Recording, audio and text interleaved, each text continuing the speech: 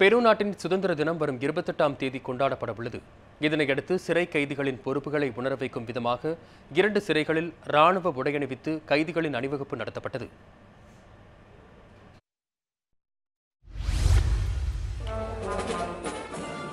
தென் அமெரிக்க நாடான பெருவில் வரும் 28ஆம் தேதி சுதந்திர தினம் கொண்டாடப்படுகிறது.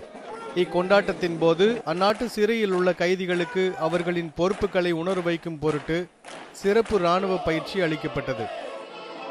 3 மாத கால பயிற்சிக்கு பின் அவர்களுக்கு இராணுவ உடை அணிவித்து 2 சிறைகளில் அணிவகுப்பும் நடத்தப்பட்டது. கார்ட்போர்டால் செய்யப்பட்ட ஆயுதங்களும் அவர்களுக்கு வழங்கப்பட்டிருந்தன.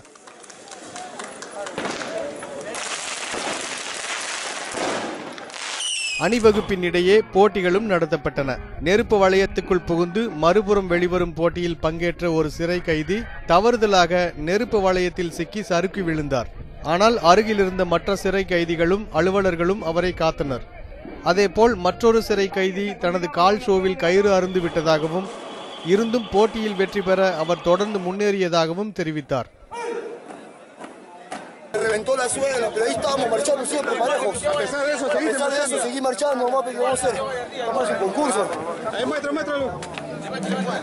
Así, desgastado. Parcialidad y porte, nada más. ¿Y seguiste marchando? Seguí marchando.